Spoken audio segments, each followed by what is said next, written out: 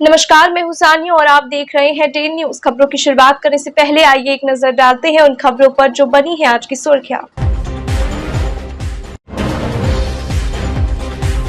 24 घंटे के अंदर दबोचे गए लुटेरे। बाइक लूटने में विफल होने पर एक युवक को मार दी थी गोली। हथियार और कारतूस के साथ लूटी गई कई बाइक बरामद।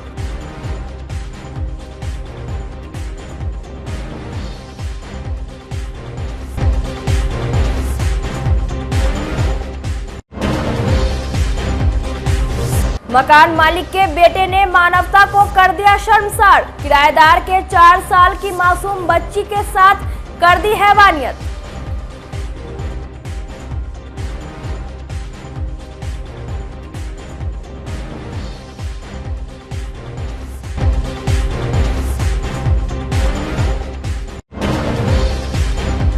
और चैती छठ के दूसरे दिन व्रतियों ने की खरना पूजा।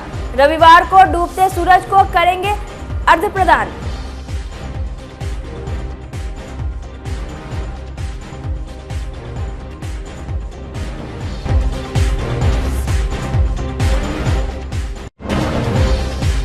तो ये थी आज की सुर्खियां और अब खबरें विस्तार से। मुजफ्फरपुर में मानवता को शर्मसार कर देने वाली एक घटना सामने आई है। मकान मालिक के बेटे ने अपने ही किराएदार की 4 साल की मासूम बच्ची के साथ हैवानियत की सारी हदें पार कर दी। लोगों ने आरोपी को पकड़कर जमकर पिटाई कर दी, रस्सी से बांध कर रखा। सूचना पर पहुंची पुलिस ने आरोपी को हिरासत में ले लिया। बच्चे को इलाज के लिए सदर अस्पताल भेज दिया गया। घटना काजी मोहम्मद थाना क्षेत्र के एक मोहल्ले की है। शनिवार की सुबह बच्ची को बेसुध हालत में देखकर उसकी मां चीखने चिल्लाने लगी। लोगों की भीड़ जुट गई। आरोपी का पिटाई कर पुलिस के हवाले कर दिया गया। मोहल्ले में तनाव की स्थिति हो गई है। थानेदार मनोज कुमार शाह और एएसपी टाउन भानु प्रताप सिंह घटनास्थल पर पहुंचे और खुद पूरे मामले की जांच की। पुलिस ने पीड़ित परिवार को न्याय का भरोसा दिलाया है। हम बर्तन धो रहे थे, मेरी बच्ची चिल्ला रही थी तो उसको ढूंढने में हम लग गए। खोज रहे थे, नहीं मिल रहा था। चिल्लाते चिल्लाते मेरी आवाज़ मिला था। उसके बाद हम खोजने में ढूंढने में लग गए तो देखे उसको 3 तल्ला पर देखे तो वो गलत काम कर रहा था। तो हम हल्ला करे, गेट खोला, वो भाग चला। हम गिर गए थे वहीं पर। फिर होश करके तब नीचे हल्ला करे तो हम नीचे गए तो आदमी सब जाना मोहल्ला का। अच्छा, कै बजे की घटना है? 7 बजे। बच्ची चिल्ला रहे थे? बच्ची चिल्ला रही थी। तो उसके रूम में कैसे चली गई? पकड़ के ले गया सीढ़ी पर से उठा के। अच्छा, आप यहीं रहती हैं? हाँ, उन्हीं के घर में रहते, उनके पापा के घर में। कै साल से? 5-6 साल से रहते हैं। 6 साल से हैं। तो चिल्लाए तो आप लोग फिर उसको पकड़ी? नहीं, वो तो भाग चला था। हम अकेले थे, मेरी देखा भाग चला। वो हम वहीं पे गिर गए, तले भाग चला। कै साल की बच्ची है? अभी 4 साल में 3 महीना की कमी है। पकड़ा गया ना? हाँ, चलो ठीक। काजी मोहम्मदपुर थाना क्षेत्र में माड़ीपुरा चौक के आसपास की एक घटना है, जिसमें वादी द्वारा बताया गया है कि उनकी एक 4 वर्षीय बच्ची है, उसके साथ बलात्कार की घटना हुई है। तो उसमें केस रजिस्टर कर लिया गया है और जांच चल रही है। आरोपी को अरेस्ट कर लिया गया? हाँ, आरोपी को अरेस्ट कर लिया गया है। क्राइम मौके पर आए थे पीओ प्रोड्यूसर, वहाँ पर कुछ बातचीत का कुछ पता चला? हाँ, उसमें बयान लिए गए हैं उसमें, और बच्ची के मेडिकल एग्जामिनेशन के लिए भी बच्ची को रेफ़र किया जा रहा है हॉस्पिटल में, और उसके आधार पर जो भी होगा अनुसंधान में कार्रवाई की जा रही है। मुजफ्फरपुर के देवरिया थाना क्षेत्र में HS 74 पर बंगरा हाई स्कूल के पास शुक्रवार की शाम हथियारबंद बदमाशों ने लूटपाट में विफल होने पर मार्केटिंग कंपनी के एक कर्मचारी को गोली मार दी। युवक को साहिबगंज के एक निजी अस्पताल में भर्ती कराया गया है। गोली हाथ में लगने से वे खतरे से बाहर है। बताया गया कि साहिबगंज की पकड़ी बसारत पंचायत के वार्ड 12 के नंदू मिश्रा का पुत्र 35 वर्षीय चंदन कुमार मिश्रा मुजफ्फरपुर से शाम 7 बजे बाइक से घर लौट रहा था। बंगरा गांव में पीछे से एक बाइक पर सवार 3 बदमाशों ने ओवरटेक कर उसे घेर लिया। इसके बाद चंदन से लूटपाट की कोशिश की। इस पर वह बाइक लेकर तेजी से भागने लगा। बदमाशों ने उस पर 2 गोलियां चलाई। एक गोली बाएं हाथ की कलाई को छूते हुए दाहिने हाथ के पंजे में फंस गई। पुलिस मामले की जांच में जुट गई है। हमको हमारे ग्रामीण हमारा पोता लगेगा बिट्टू, वही सूचना दिया है कि ऐसे ऐसे पंडित जी हैं, हमारे गुरुजी हैं, उनके लड़का को गोली मार दिया है कोई, लगता है मोटरसाइकिल छीनने के क्रम में, दूसरा कोई बड़ा कोई घटना नहीं। कहाँ से आ रहा था कुछ पता है? ये पकड़ी घर हुआ इनका, ये देवरिया से आ रहे थे। घटना कहाँ की? घटना देवरिया हाई स्कूल के पास हुई है। Dongra high school. हाँ वही देवरिया हाई स्कूल हम लोग बोलते हैं उसको। वो आ रहा था बाइक से देवरिया हाई स्कूल के समीप में, 3 लोग आए मोटरसाइकिल से, बोले हैं गाली के शब्द में रोकने के लिए, नहीं रुका है, वो गोली चला दिए हैं, हाथ में गोली लगी है। उसके बाद गाड़ी लेके गांव में भाग गए हैं। बाइक भी लूटने का प्रयास किया गया, बात सामने आ रही है। वही दूसरा रीजन क्या है? कहाँ से आ रहे थे? देवरिया से। देवरिया से आ रहे थे। क्या नाम? मुजफ्फरपुर से आ रहे थे, किस चीज़ से आ रहे थे? बाइक से थे, तो पीछे से वो थी कि सुरेश राय के कंप्यूटर दुकान के बगल में, और पीछे से आया है एक मोटरसाइकिल वाला, 3 गोरा बैठल था, बोला रुक भैया क्या गलती हुआ, क्या हुआ?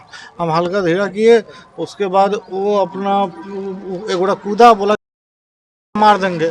अभी हम हल्का ब्रेक धरे तब तो गोली चला दिया, गोली चला, गाड़ी अनकंट्रोल हुआ, उसके बाद तरीका कंट्रोल करके आप दाहिने खींच दिया, बस सेकंड में दूर पर जाके। कुछ लूटपाट भी किया है क्या आपके साथ? कुछ लूटपाट नहीं किया। कितने गोली चलाया है? कितना गोली चलाया है? 2 गोली चलाया है, एगो लग गया, एगो भाग गया। मोटरसाइकिल खींचने का दौड़ के फिर प्रयास किया, लेकिन हम गाड़ी खींच दिए। घटना किस थाना क्षेत्र में हुई है? देवरिया थाना साहब। आप कहाँ के रहने वाले हैं? हम पकड़ी साहबगंज थाना क्षेत्र के। चलिए ठीक है, हो गया। 3 आदमी क्या नकाब लगाए थे? विक्रम गाड़ी खोला। 3 आदमी जो थे नकाब लगाए थे? नहीं, 3 अंधेरा हो गया, अंधेरा हो गया। लोकसभा चुनाव को शांतिपूर्ण संपन्न कराने में जिला पुलिस, पारा मिलिट्री फोर्स, बीएसपी के जवान के साथ साथ होमगार्ड जवान की भी महत्वपूर्ण भूमिका रही। ऐसे में चुनाव के दौरान जिले में कुल 3738 होमगार्ड जवान का डिमांड किया गया है। जिले में वर्तमान में 1427 गृह रक्षक है, जिसमें से 856 को अलग अलग चरण में ड्यूटी लगी है। इसके साथ ही मोतिहारी से 217, बगहा से 57, सहरसा से 631, सुपौल से 579, मधेपुरा से 265, भागलपुर से 543, नौगछिया से 226, बांका से 364 जवान समेत कुल 2882 होमगार्ड जवान दूसरे चरण के लोकसभा चुनाव की ड्यूटी में आएंगे। वहीं वैशाली लोकसभा चुनाव के लिए 2232 होमगार्ड जवान का डिमांड किया गया है। इसमें 1234 जवान दूसरे जिले, सहरसा से 403, सुपौल से 627, मधेपुरा से 204 होमगार्ड जवान चुनाव ड्यूटी के लिए आएंगे। वहीं मुजफ्फरपुर से 856 होमगार्ड जवान पहले चरण में गया, दूसरे में किशनगंज, तीसरे में मधुबनी, चौथे में समस्तीपुर, 5वीं और 6ठी में मुजफ्फरपुर वापस लौट आएंगे। 7वें चरण में 208 नालंदा और 648 पटना से चुनाव ड्यूटी करेंगे। होमगार्ड के परमंडलीय समादेष्टा त्रिलोक नाथ झा ने बताया कि चुनाव ड्यूटी के लिए जो भी जवान ई कमान से चिन्हित किए गए हैं, उनको चुनाव के दौरान किस तरह से ड्यूटी करनी है, चुनाव आयोग के सभी गाइडलाइन के बारे में भी बता दिया गया है।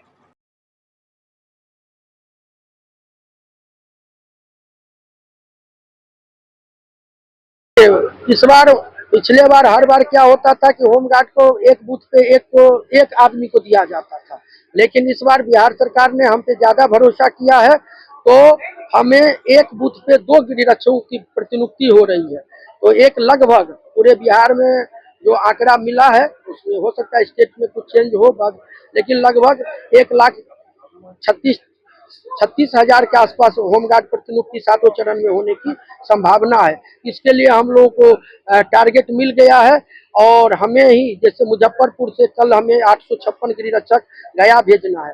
गया के बाद वो वहाँ से किशनगंज चले जाएंगे, किशनगंज के बाद वो मधुबनी आ जाएंगे, मधुबनी के बाद वो समस्तीपुर आ जाएंगे, और फिर 5वां चरण में अपना जिला आ जाएंगे। इस प्रकार वो आज जो एक बार बल यहाँ से निकलेगा, वो उस सभी चरण पूरा करने के बाद ही अपना जिला वापिस आएगा। इसके लिए जिला प्रशासन के माध्यम से हमें बड़ी बस मिली है, 17 बड़ी बस। तो गृहरक्षक कोई ट्रेन से या अन्य से नहीं जाएंगे, बस में बैठा के उनको हम एडवांस, उनका भत्ता भुगतान, सारा चीज प्रॉपर तरीके से हम कर रहे हैं। मुख्यालय द्वारा इस पर लगातार मॉनिटर की जा रही है। हमारे डीजी जो श्रीमती शोभा औटकर मैडम है, उनका इस पे बहुत ध्यान है कि किसी भी बल को आयोग के द्वारा जो गाइडलाइन जारी की गई है उसके लिए लोगों को पूरी जानकारी दे दी। हाँ, चुनाव आयोग द्वारा जो भी गाइडलाइन है क्या करें नहीं क्या करें, इनको लगातार ब्रीफिंग किया जा रहा है। हमारे मुख्यालय द्वारा इस पे हम लोगों को मिला हुआ है, जो हमें मीटिंग स्टेट लेवल मीटिंग 4 दिन पहले हुई थी, और इनको हम ब्रीफिंग करते हैं। हम लिख के सूचना पट पे टांग दिए हैं, इनके ग्रुप में डाल दिए हैं।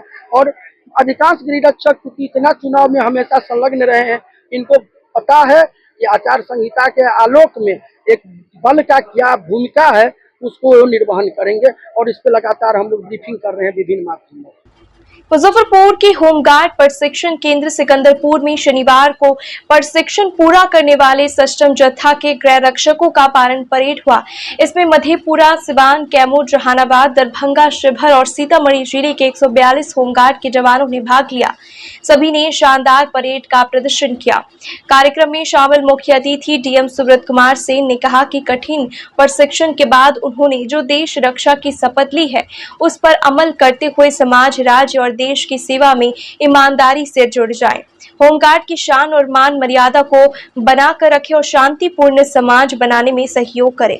पारण परेड कार्यक्रम का संचालन करते होमगार्ड कमांडेंट त्रिलोकीनाथ झा ने कहा कि प्रशिक्षुओं को 4 माह का इंडोर और आउटडोर प्रशिक्षण दिया गया है।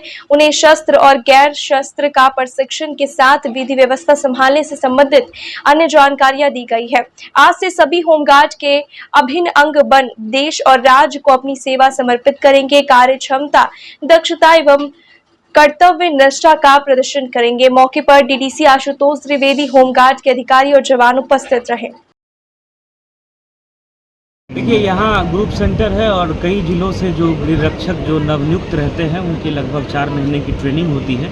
तो विभिन्न जिलों से गृहरक्षक आए हुए हैं और 142 गृहरक्षकों का आज पासिंग आउट परेड हुआ है और आप लोग सब लोग इसमें सम्मिलित रहे हैं। जिस प्रोफेशनल तरीके से इन्होंने इस पूरे परेड के कार्यक्रम को, जो आज इनका पासिंग आउट परेड है, संपन्न कराया है, चाहे परेड कमांडर की कमांड हो या परेड में जो उन लोगों का प्रदर्शन हो, चाहे पुरुष हैं या महिलाएँ हैं, तो मैं पूरी टीम को, जो हमारे कमांडेंट साहब हैं, प्रमंडलीय समादेष्टा हैं, उनके नेतृत्व में, और जैसा आप लोग जान रहे हैं कि सरकार का निर्देश है और उसके निर्देश के आलोक में विभाग जो है रिटायर्ड हमारे जो आर्मी के ऑफिसर्स हैं, जो जवान हैं, और जो बिहटा में जो हम लोगों का एक बड़ा प्रशिक्षण केंद्र है, वहाँ से भी कर्मी पदाधिकारी, तो यहाँ सूबेदार मेजर साहब हैं, इसके अतिरिक्त बिहटा से भी पदाधिकारी और कर्मी आकर के यहाँ जो हमारे नवनियुक्त गृहरक्षक हैं उनको ट्रेनिंग देते हैं और बहुत अच्छा प्रदर्शन इन्होंने किया है। सबको मैं बधाई भी देता हूं। इसके अतिरिक्त जो हमारी फायर सर्विसेज हैं उसमें भी जो अग्निक का पद होता है उसमें भी, जैसा अभी कमांडेंट साहब बता रहे थे, 50 से ज़्यादा हम लोगों को पर्सनल मिला है। उससे बहुत बड़ी सुविधा होगी। जो आग लगी की घटनाएं अभी विभिन्न गाँवों में हो रही हैं और इस गर्मी में जब तक बारिश का समय नहीं आता है, तो एक तो जहाँ उससे बचाव हो पाएगा, रोकथाम हो पाएगा, लेकिन आपके माध्यम से मैं अपील भी करना चाहूँगा कि लोगों को भी प्रिकॉशन लेना चाहिए। ऐसा नहीं कि कहीं आप जलता हुआ चिंगारी कहीं छोड़ करके खाना बना रहे हैं, निकल गए, या तेज़ हवा चल रही है तो उसमें जब आप थ्रेसिंग का काम कर रहे होते हैं उससे कई बार चिंगारी निकल जाती है। तो जब आप इस तरह का काम करते हैं तो वहाँ पानी की व्यवस्था रखिए, आप वहाँ बालू रखिए और तुरंत जो प्रिकॉशन के स्टेप्स हैं, अगर कहीं ऐसी कोई घटना घटती है तो वो ग्रामीणों को स्थानीय स्तर पर लेना है और फायर ब्रिगेड की टीम को भी सूचना देनी है। तो इसी से आग लगने की घटनाएं कम हो पाएंगी और हम जो मुआवजा वगैरह का प्रावधान है वो तो घटना के बाद हम लोग देते हैं, लेकिन जानकारी ही बचाव है। तो लोगों को इसके संबंध में पर्याप्त जानकारी रहनी चाहिए और जो प्रिकॉशन के स्टेप हैं वो आग लगी की घटनाओं से बचाव के लिए वो भी हम लोगों को, सब लोगों को लेना चाहिए। इस संबंध में जागरूकता अभियान भी चल रहा है और आपके माध्यम से पुनः हम अपील करेंगे कि इन सभी स्टेप्स का हम सभी लोगों को, ग्रामीणों को ध्यान रखना चाहिए। 9 आदमी जो है वो मुक्त वही हैं। उसके अलावा अन्य जिलाओं के जो अनुकंपा पर 1-2 या जैसे सीतामढ़ी हुए, दरभंगा हुए और वैशाली है, इन जिलाओं का गृहरक्षक जो है किसी का 1, किसी का 2, किसी का 12, इस प्रकार कुल 142 गृहरक्षकों का आज पासिंग आउट परेड हुआ है। ये 142 में 17 जो है हमारी महिला पार्टिसिपेंट्स थी और रेस्ट जो 125 थे वो हमारे पुरुष पार्टिसिपेंट्स थे। ये प्रशिक्षण, हमारा प्रशिक्षण केंद्र सिकंदरपुर में आप लोगों के माध्यम से मैं बताना चाहूँगा कि ये 6ठा जत्था था। इससे पहले 5 जत्था हमारा प्रशिक्षण पूर्ण रूप से पास करके और अपने अपने जिले में जा चुके हैं। कितने महीने का प्रशिक्षण? ये प्रशिक्षण हमारा 120 दिन का होता है। पहले बिहार सरकार की जो शेड्यूल थी वो 42 दिन की थी, लेकिन समय की आवश्यकताओं को देखते हुए और विभिन्न प्रकार की इसमें जो आयाम जोड़े गए हैं, उन आयामों को देखते हुए बिहार सरकार ने इनका शेड्यूल 142 दिन की जगह पे 120 दिन का कर दिया। क्या क्या सुविधाएं दी जाएंगी इन लोगों को? ये सब जो है सो गृहरक्षक के रूप में भी नामांकित हुए हैं, लेकिन गृहरक्षक के अलावा इनको जो है जैसे ये नामांकित होकर जा रहे हैं, तो बिहार सरकार ने एक प्रावधान बनाया है कि बल के रूप में या वर्दी के रूप में कोई भी भर्ती होगी, इनको 50% जो है 3 साल सेवा करने के बाद 50% इनको ऑटोमेटिक रिजर्वेशन मिल जाता है। जैसे कि बिहार पुलिस हो, उत्पाद पुलिस हो, फायर हो या फिर अन्य प्रकार जो भी वर्दी की सर्विस है 50% इनका रिजर्वेशन, साथ ही इनको उम्र में भी छूट मिलती है। मुजफ्फरपुर के मोतीपुर, कमालपुर, बिथरौल गांव में 13 से 17 अप्रैल तक आयोजित श्री श्री 108 श्री भगवान शिव परिवार एवं राधा कृष्ण और हनुमान प्राण प्रतिष्ठा महोत्सव के पहले दिन कलश यात्रा निकाली गई, जिसमें 251 कन्याओं ने बाजे गाजे के साथ कमालपुर बिथरौल गांव से चलकर विशुनपुरा, हठीलवा, महमदपुर, कथौलिया होते हुए चैनपुर पोखर पहुंची।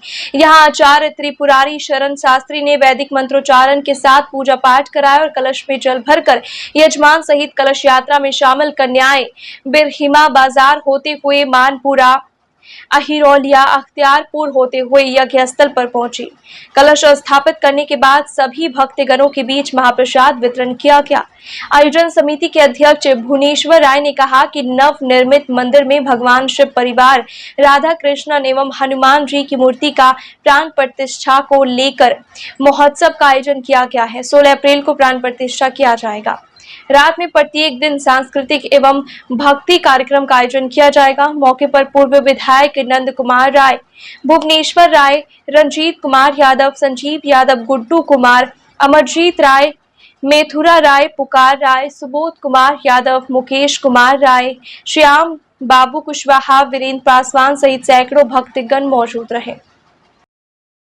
सुरक्षा के लिए हमारे जो बौराज से जो हम दिए हुए वो भी है, हमारे जो कमेटी से हम लोग 50 वॉलंटियर बनाए हुए हैं, जो जगह जगह पर हर वॉलंटियर मुस्तैद रहेंगे।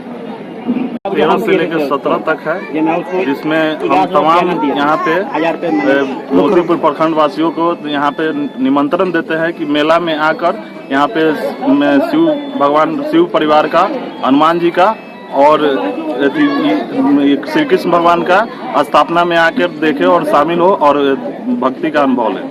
बहुत अच्छा लग रहा है।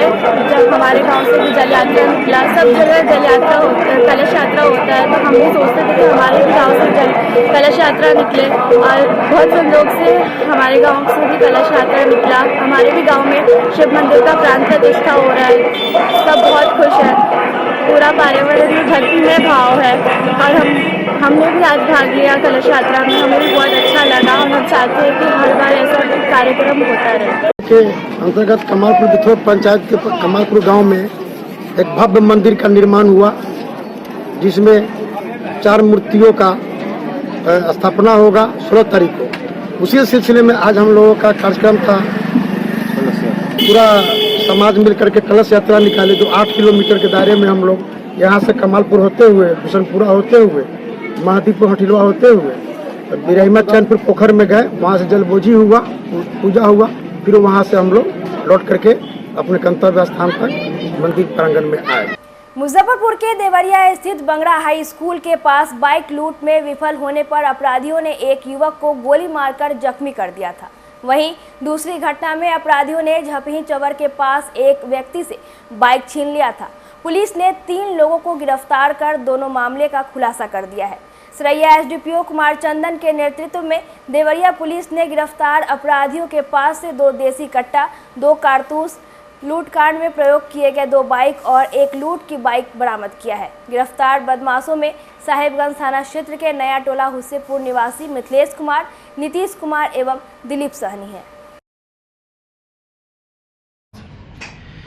कल दिनांक 12/4/24 को देवरिया थाना अंतर्गत 2 घटना घटित हुई थी, जिसमें एक घटना में चंदन कुमार को बंगरा गांव के पास बाइक सवार अपराध कर्मियों द्वारा गोली मार दी गई थी, जिनको इलाज के हेतु अस्पताल ले जाया गया। इलाज के बाद उनको घर लौटा दिया गया है, वो अभी खतरे से बाहर हैं। दूसरा घटना घटित हुई थी धरपरी चौर के पास। मुन्ना कुमार नाम के एक व्यक्ति से उनका बाइक छीन लिया गया था। दोनों घटना की गंभीरता को देखते हुए वरीय पुलिस अधीक्षक मुजफ्फरपुर महोदय के निर्देशन में एसडीपीओ सरिया के नेतृत्व में एक टीम का गठन किया गया, जिसमें देवरिया थाना प्रभारी भी शामिल थे। उक्त टीम ने कांड की गंभीरता को देखते हुए मानवीय और तकनीकी आसूचना के आधार पर 3 व्यक्तियों को गिरफ्तार किया, जिनका नाम मिथिलेश कुमार, नीतीश कुमार और दिलीप सहनी है, जो नया टोला हुसैनपुर थाना साहेबगंज के रहने वाले हैं, जिनके पास से 2 लोडेड देसी कट्टा और 2 जिंदा कारतूस बरामद किया गया है। इन तीनों ने घटना में अपनी संलिप्तता स्वीकार की है। इनके पास से घटना में प्रयुक्त 2 मोटरसाइकिल भी बरामद किया गया है। इनके पास से घटना में छीना हुआ लूट की 1 मोटरसाइकिल भी बरामद किया गया है। इनके आपराधिक इतिहास का पता किया जा रहा है। अभी इन तीनों को न्यायिक अभिरक्षा में भेजा जा रहा है। मुजफ्फरपुर के एसकेएमसीएच परिसर में नवजात शिशु को कुत्ते द्वारा काट खाए जाने के मामले में बिहार मानवाधिकार आयोग ने डीएम और सिविल सर्जन को नोटिस जारी किया है। बताते चले कि पिछले 15 जनवरी को अस्पताल परिसर में एक नवजात के शव को एक कुत्ता नोच कर खा रहा था, लेकिन अस्पताल प्रबंधन और पुलिस की ओर से कोई पहल नहीं हुई। यहां तक कि अस्पताल के गार्ड भी तमाशबीन बने रहे। मानवाधिकार अधिवक्ता एसके झा ने राज्य मानवाधिकार आयोग एवं राष्ट्रीय मानवाधिकार आयोग में मामले को लेकर याचिका दायर की थी। मामले में राज्य मानवाधिकार आयोग ने सख्त रुख अपनाते हुए मुजफ्फरपुर के डीएम और सिविल सर्जन को नोटिस जारी किया है और दोनों से 8 सप्ताह के अंदर प्रतिवेदन की मांग की है। मामले की अगली सुनवाई 7 अगस्त को पटना में होगी। अधिवक्ता एसके झा ने मामले की गंभीरता पूर्वक जांच कर दोषियों पर कठोर से कठोर कार्रवाई करने की मांग की है। 15 जनवरी 2024 को श्री कृष्ण मेडिकल कॉलेज परिसर में एक नवजात बच्चे को एक कुत्ते के द्वारा नोच करके खाए जाने का मामला प्रकाश में आया था। इस मामले को लेकर के हम Bihar state human right commission के पास में हम गए थे, जिसमें Bihar state human right commission के द्वारा मामले की सुनवाई की गई और जो उसका वीडियो फुटेज आया हुआ था और जो उसका फोटोग्राफ्स था, वह देखने के बाद में ऐसा लग रहा था कि मेडिकल प्रशासन के पास में किसी भी प्रकार की कोई सुरक्षा का कोई जो है सो कोई व्यवस्था नहीं है और उनके पास में कोई अपना प्रशासनिक व्यवस्था इस कदर नहीं है कि कोई इस चीज़ को देख सके, और कि एक कुत्ता एक नवजात बच्चे को किस तरीके से नोच करके खा रहा था। तो यह काफ़ी मानवता को तार तार करने वाला वह वीडियो था। इस पर मानवाधिकार आयोग के द्वारा काफ़ी गंभीरतापूर्वक इसको देखा गया है और इसमें संज्ञान लिया गया है। तब इसमें मानवाधिकार आयोग के द्वारा मुजफ्फरपुर के जिलाधिकारी और मुजफ्फरपुर के सिविल सर्जन से इसमें रिपोर्ट की मांग की गई है और मामले की अगली सुनवाई 7 अगस्त 2024 को होना है।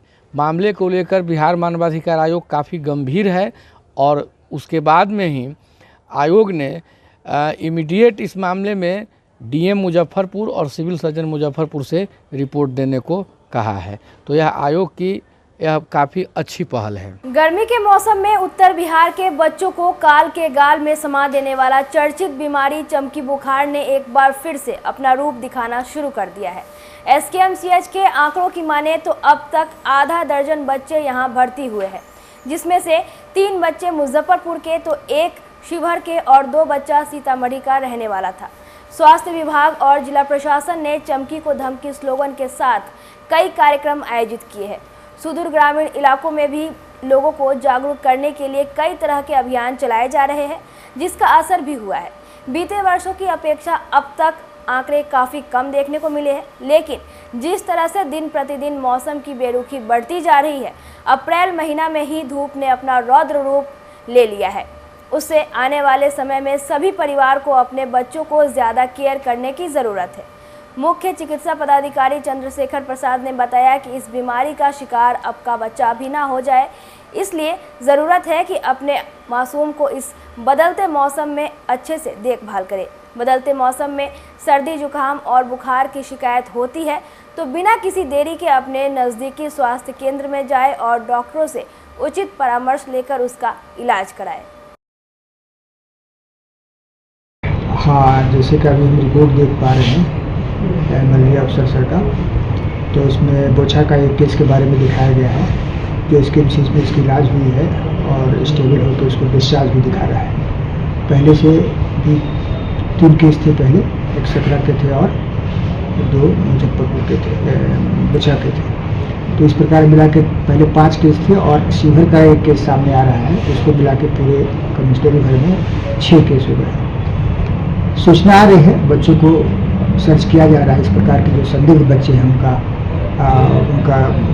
प्रखंड स्तर से जिला स्तर से सभी लोगों को आशा है, आंगनबाड़ी है, ANM है और स्वास्थ्य के जितने भी कर्मी हैं, इवन जनप्रतिनिधियों को भी इस संबंध में प्रशिक्षण दी गई है और उन लोगों को जागरूक करने के लिए कहा गया है। तो इसी का परिणाम आप देख पा रहे होंगे कि जो भी बच्चे बीमार पड़ रहे हैं उनको त्वरित रूप से इलाज हेतु जो नज़दीक के अस्पतालों में लाई जा रही है और विशेष परिस्थिति में उसको इसके विशेष में इलाज करके उसको स्वस्थ किया जा रहा है। पिछले वर्षों में जिन बच्चों में AES की पुष्टि हुई थी उनकी मॉनिटरिंग भी की जा रही है। जी जी जी जी, हाँ, क्या ये तो पहले भी डायरेक्शन था कि जो बच्चे जो AES प्रभावित क्षेत्र है जहाँ ज़्यादातर बच्चे मिले थे, प्रखंड या क्षेत्र था, उन क्षेत्रों में फॉलोअप किया जा रहा है और उनका प्रगति रिपोर्ट भी प्रभारी के माध्यम से कहा गया है कि उन जिलों में भेजने के लिए उनका फॉलोअप किया जा रहा है। उसका फैमिली हिस्ट्री, उसका पारिवारिक इतिहास क्या है, रहन सहन खान पान के बारे में उनको बताया जा रहा है, विशेष रूप से उन लोगों को जागरूक किया जा रहा है। अभी तक जो आधा दर्जन मामले आए हैं इसमें कोई रिपीट मामला है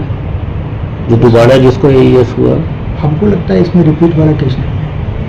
सकड़ा, हाँ, ये सब नए केसेस में सकड़ा वाले। हाँ, क्योंकि फॉलोअप हो रहा है, उन बच्चों का भी फॉलोअप हो रहा है, उसका फैमिली स्टेटस और फैमिली के बारे में जानकारी ली जा रही है। अगर कुपोषित बच्चे हैं तो इस संबंध में ICDS को भी निगरानी के लिए कहा गया, पोषण उनकी तरफ से दी जा रही है ताकि लोग स्वस्थ रहें और उनका ख्याल रखा जाए।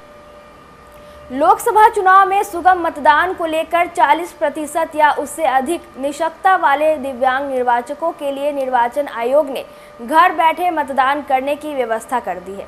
जिला निर्वाचन पदाधिकारी सर DM सुब्रत कुमार सेन ने बताया कि दिव्यांग और 85 वर्ष से अधिक के मतदाता पोस्टल बैलेट के माध्यम से घर बैठे मतदान कर सकते हैं। साथ ही अगर वह पोलिंग बूथ पर जाकर मतदान करना चाहते हैं तो उनके द्वारा सक्षम ECI ऐप पर निबंधन करने के उपरांत उन्हें उनके संबंधित मतदान केंद्र पर पहुंचाने के लिए वाहन की सुविधा मुहैया कराई जाएगी। जो PWD निर्वाचक मतदाता वाहन की सुविधा के लिए इच्छुक होंगे उन्हें उनके अनुरोध के आलोक में पिकअप एंड ड्रॉप के लिए वाहन की व्यवस्था भी की जाएगी।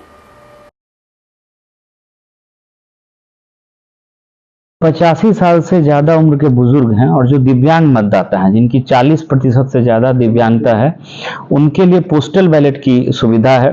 एक फॉर्म 12D है, वो भरा जाना है। नोटिफिकेशन से 5 दिनों के अंदर जो है वो आवेदन जमा करना है RO ऑफिस में। वो हम लोग आवेदन प्राप्त करेंगे, BLO के माध्यम से वितरित भी कराएंगे।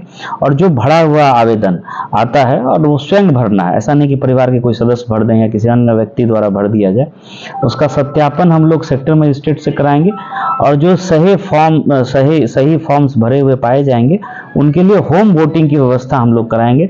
घर पर ही हमारी पोलिंग पार्टी की टीम जाएगी और पोस्टल बैलेट के माध्यम से उनका मतदान कराया जाएगा। उसके लिए हम लोग तिथि निर्धारित करेंगे, सारे पॉलिटिकल पार्टी को हम लोग सूचना भी देंगे, कैंडिडेट्स को। तो वो निर्वाचन आयोग की जो व्यवस्था है 85 साल से ज़्यादा उम्र के मतदाताओं के लिए और जो दिव्यांग हमारे मतदाता हैं जिनकी दिव्यांगता 40% से ज़्यादा है उसको हम लोग कम्प्लीटली ECI के डायरेक्शन के अनुरूप उसका क्रियान्वयन इंश्योर कराएंगे। दिव्यांग तो सब PWD सर्टिफिकेट दे देंगे जो मतदाता। हाँ, मतलब देखिए कई बार क्या होता है ना कि जो बुजुर्ग हों या जो हमारे दिव्यांग मतदाता हैं, कई बार लगता है कि नहीं बूथ पे हम लोग जाएं, खुद से जाके करें। तो बूथ पे भी व्हील चेयर रहेगा, रैंप की सुविधा रहेगी और उनको लाइन में खड़ा नहीं होना पड़ेगा। तो ये कोई मैंडेटरी नहीं है, उनकी इच्छा पे है। उनको अगर लगता है कि नहीं वो बूथ पे, क्योंकि ये लोकतंत्र का सबसे बड़ा पर्व है, महापर्व है, तो सब लोगों को इसमें पार्टिसिपेट करना चाहिए। बहुत बार उनको खुद लगता है कि हम बूथ पे जा करके इस महापर्व में सम्मिलित हों, वोटिंग राइट्स का जो है उपयोग करें। तो अगर वो बूथ पे आते हैं तो उनका वहाँ स्वागत है, वहाँ व्हील चेयर रहेगा, रैंप वगैरह बना रहेगा, वोटिंग होगी। और अगर वो फॉर्म 12D भर करके जमा करते हैं, जांच में सही पाया जाता है, तो होम वोटिंग की भी व्यवस्था हम लोग जो है वो कराएंगे और उनका पोस्टल बैलेट से हम लोग वोटिंग इंश्योर करेंगे। लोक आस्था का महापर्व चैती छठ के दूसरे दिन व्रतियों ने शनिवार को खरना पूजा किया। खरना पर व्रतियों ने परिजनों के साथ कुल देवता का पूजन कर व्रत का संकल्प लिया। सुबह स्नान के बाद व्रतियों ने छठ मैया की पूजा अर्चना की। शाम को चूल्हे में आम की लकड़ियां जलाकर उस पर गुड़ की खीर और पूरी बनाई। शाम में केले के पत्ते पर घी लगी रोटी, खीर और केला रखकर न्योज निकाला गया और उसका अर्पण कर प्रसाद स्वरूप सपरिवार ग्रहण किया गया। छठ व्रत रखने वाली महिलाओं के साथ परिवार के सभी सदस्य भी कुल देवता की विधिवत पूजा अर्चना कर व्रत को सफल बनाने एवं सुख समृद्धि की कामना की।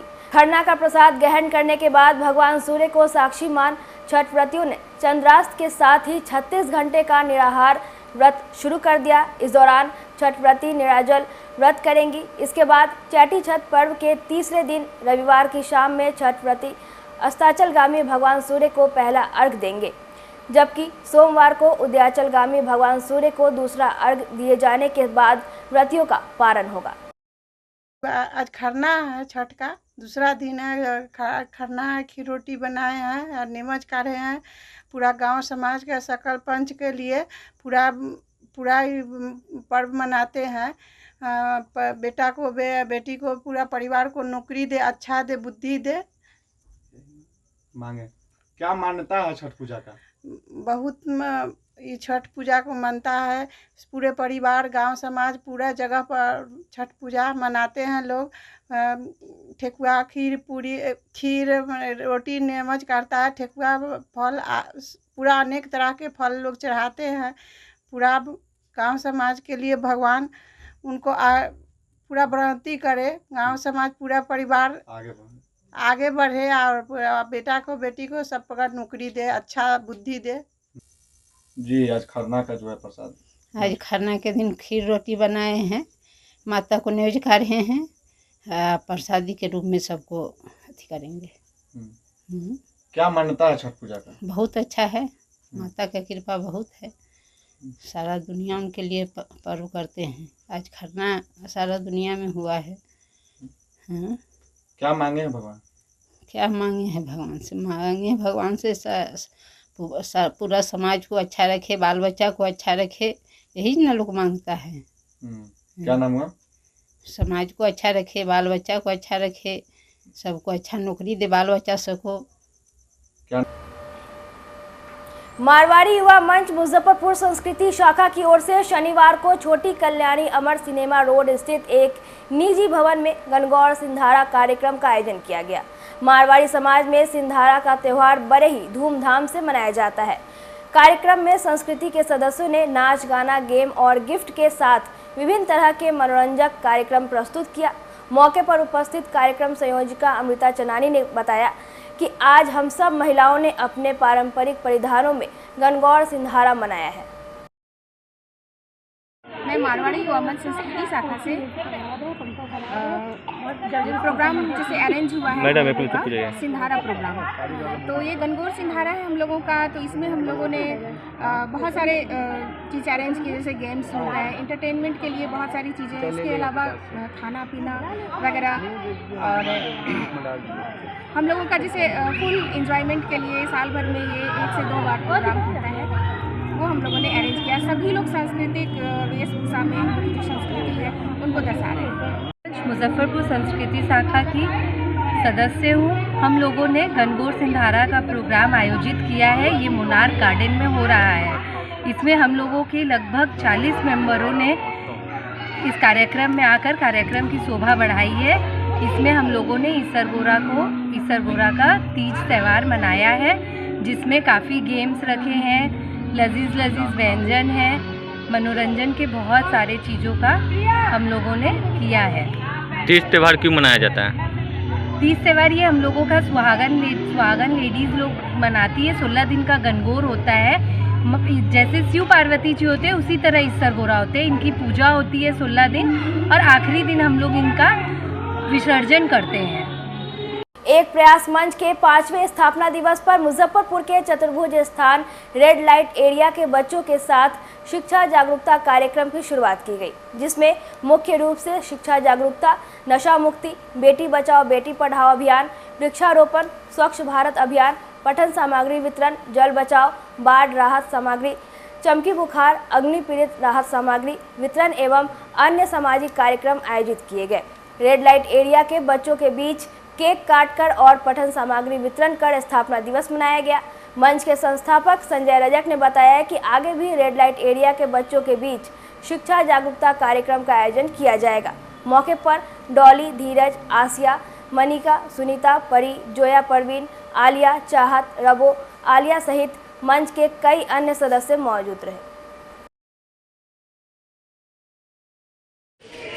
एक प्रयास मंच ने ठाना है रेड लाइट एरिया के बच्चों को पढ़ाना है। आज एक प्रयास मंच के द्वारा मंच के 5वां स्थापना दिवस पर अपने शहर मुजफ्फरपुर के चतुर्भुज स्थान स्थित रेड लाइट एरिया के बच्चों के बीच शिक्षा जागरूकता कार्यक्रम का आयोजन किया गया। शिक्षा के बिना मनुष्य का जीवन अधूरा है, इसलिए प्रत्येक व्यक्ति को शिक्षित होना बहुत जरूरी है। और एक प्रयास मंच का भी उद्देश्य सब पढ़े सब बढ़े और लगातार 5 सालों से अपने शहर मुजफ्फरपुर के स्लम और जरूरतमंद बच्चों के बीच शिक्षा जागरूकता, नाटक, लोकगीत, पठन सामग्री वितरण कर बच्चों को जागरूक किया गया, ताकि ये बच्चे पढ़े और अपने साथ अपने परिवार समाज का नाम रोशन कर सके। साथ ही इसके साथ अन्य सामाजिक काम भी किया गया। बाल विवाह, दहेज प्रथा, वृक्षारोपण, बाढ़ पीड़ित राहत सामग्री, अग्नि पीड़ित राहत सामग्री जैसे अन्य सामाजिक काम भी पिछले 5 सालों से किया जाता है और आगे भी किया जाएगा। और आज एक प्रयास मंच के 5वां स्थापना दिवस पर रेड लाइट एरिया के बच्चों के बीच शिक्षा जागरूकता कार्यक्रम का आयोजन किया गया। कहा जाता है अब राजा का बेटा राजा नहीं बनेगा, अब राजा वही बनेगा जो हकदार होगा, यानी अब सभी बच्चे पढ़ेंगे और अपने साथ अपने परिवार समाज का नाम